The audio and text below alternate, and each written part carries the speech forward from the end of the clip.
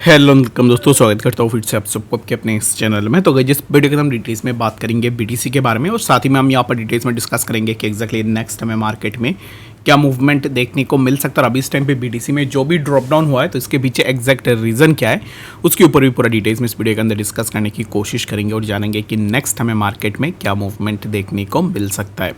तो ये सब चीज़ अगर पूरा डिटेल्स में आपको जानकारी चाहिए तो वीडियो को बिना स्किप किए पूरा एंड तक जरूर से देखना। बाकी अगर पहली बार चैनल पर विजिट करो, आई होप कि आपने ऑलरेडी चैनल को सब्सक्राइब भी कर दोगे। टेलीग्राम चैनल को भी ज्वाइन करना चाहते हो तो लिंक मैं डिस्क्रिप्शन में डाल दूंगा, वहाँ से जाके भी आप ज़रूर से ज्वाइन कर सकते हो। ठीक है, तो फर्स्ट ऑफ ऑल यहाँ पर इस टाइम पे अगर आप देखोगे तो बीटीसी के प्राइस चल रहा है अराउंड 64,137 के आसपास and BTC has broken this particular zone which is 65,556। 65,556 ये जो पार्टिकुलर जोन था, यहाँ पर बीटीसी के लिए एक अच्छा खासा सपोर्ट बन रहा था। The price has already broken this particular zone, that means कि अभी इस टाइम पे इसी जोन पे एक अच्छा खासा रेजिस्टेंस हमें बीटीसी के लिए देखने को मिलेगा।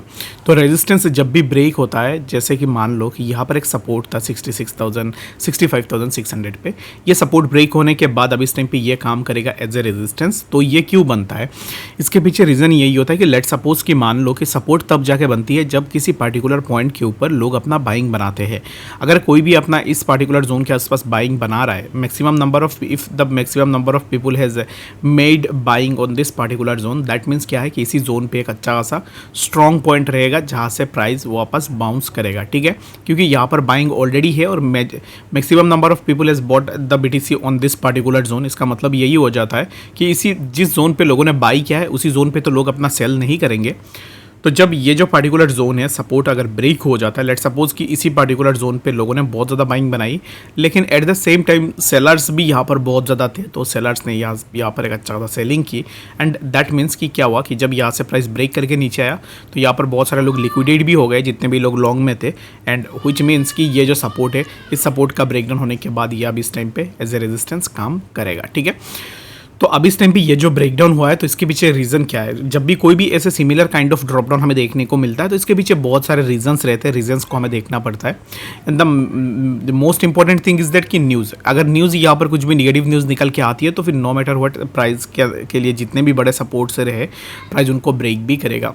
तो कल यहाँ पर जो न्यूज़ निकल के आई जो कि एमटी गॉक्स अभी इस टाइम पे अपना जो भी क्रेडिटर्स थे, यानी कि जितने भी लोगों का फंड हैक हुआ था एमटी गॉक्स में, उन पर्टिकुलर लोगों को इस टाइम पे एमटी गॉक्स अपना फंड को दे रहा है। ठीक है, वापस ऑलरेडी बहुत सारे लोगों को कर दिया है।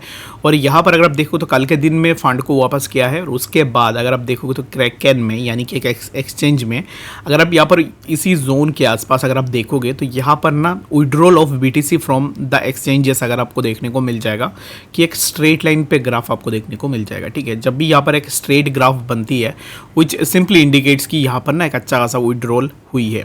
अगर कोई भी अपने एक्सचेंज से विड्रॉ कर रहा है, दैट मीन्स क्या है कि यहाँ पर वो सेल भी करेगा। और यहाँ पर ना एमटी गॉक्स हैक हुआ था बैक देन 10 ईयर्स को, और 10 ईयर्स के बाद अभी इस टाइम पे लोगों को अपना फंड वापस मिल रहा है, विच मीन्स कि जो भी बंदा होगा वो अभी इस टाइम पे अपना सेल करेगा। हो सकता है कि सेल पूरा कंप्लीट ना करे, बट यहाँ पर जो भी अमाउंट मिलेगा उस अमाउंट्स में 50% तो हर एक बंदा अपना सेल करके निकालेगा। तो यहाँ पर हमें सेलिंग देखने को मिली है और एमटी गॉक्स बहुत बड़ी अमाउंट में लोगों को फंड वापस कर रहा है, विच मीन्स कि यहाँ पर एक इम्पैक्ट होना भी ज़रूरी था। And again we have seen कि जब एमटी गॉक्स ने फंड डिस्ट्रीब्यूट किया, आफ्टर डिस्ट्रीब्यूटिंग द फंड्स लोगों ने अपना सेलिंग करना स्टार्ट भी कर दिया। और ये जो सेलिंग है, ये सेलिंग बहुत बड़ा सेलिंग था, जिसके कारण हमें मार्केट के अंदर ड्रॉप डाउन देखने को मिला है। तो अब इस टाइम पे नेक्स्ट हम क्या एक्सपेक्टेशन लगा सकते हैं, तो जितनी बड़ी सेलिंग होनी थी वो अब इस टाइम पे ऑलरेडी हो चुकी है। और right now if you are looking for buying on BTC or any other coin, तो अब इस टाइम पे बाइंग बना सकते हो। मैं यहाँ पर ऐसे नहीं बोलूँगा कि एमटी गॉक्स ने यहाँ पर अभी इस टाइम पे जो भी अपना क्रेडिटर्स है, क्रेडिटर्स को फंड दिया है, तो हो सकता है कि अभी और भी मार्केट क्रैश हो जाए, मार्केट और भी नीचे आ जाए। But the thing is that कि अभी इस टाइम पे अगर आप एकुमुलेट करना चाहते हो लॉन्ग टर्म के लिए, तो पार्ट्स में एकुमुलेट करते रहो। और ये जो सेलिंग प्रेशर है ये बहुत जल्द खत्म हो जाएगा। अभी इस टाइम पे अगर आप पैनिक कर रहे हो कि नहीं ये तो और भी चलता रहेगा, अभी इस टाइम पे और भी भी नीचे जाएगा, तो मेरे हिसाब से सब बिल्कुल भी नहीं होगा। जो भी सेलिंग होना था वो ऑलरेडी हो चुका है, अभी और 2 दिन या फिर 1 दिन के बाद अगेन हमें सेलिंग देखने को मिल सकता है। तो उसके ऊपर मैं आपको बताऊंगा कि कैसे करके फ्यूचर में आप अगर ट्रेड कर रहे हो तो कैसे करके अपने ट्रेड को एग्जीक्यूट करोगे, ठीक है। तो बाकी मेरे हिसाब से राइट नाउ जो मार्केट के अंदर जो ड्रॉप डाउन हुई है, this is the main reason जिसके कारण हमें ड्रॉप डाउन देखने को मिला है। लास्ट आपने देखा होगा कि मार्केट जब से नीचे आ रहा है, कभी मार्केट ऊपर जा रहा है, कभी नीचे आ रहा है, तो इसके पीछे reason, the main reason was that कि एमटीगॉक्स अभी इस टाइम पे अपना क्रेडिटेट्स को पैसे वापस कर रहा है। ये एक रीज़न है जिसके कारण मार्केट नीचे आया। The second reason is that कि जब पहले मार्केट क्रैश हो रहा था तो जर्मनी गवर्नमेंट के पास जितने भी अमाउंट में बीटीसी थे वो भी अपना सेलिंग कर रहा था, यानी कि बोथ साइड से बहुत ज़्यादा नेगेटिव न्यूज़ निकल के आ रहे थे। स्टिल मार्केट यहाँ पर खड़ा है। अगर आप देखोगे तो बीटीसी यहाँ पर सेलिंग तो हुई है बहुत बड़ी अमाउंट में, बट लोग अब इस टाइम पे इंटरेस्टेड है बीटीसी को किसी भी जोन के ऊपर बाई करने के लिए। The positive thing is that कि अगर एमटीगॉक्स ने इतनी बड़ी अमाउंट में क्रेडिट किया है लोगों को, स्टिल दे डिडंट ब्रेक 63,000 और 63,000 के अबव अभी इस टाइम पे फिलहाल बीटीसी ट्रेड कर रहा है, which is a good news for all the BTC holders.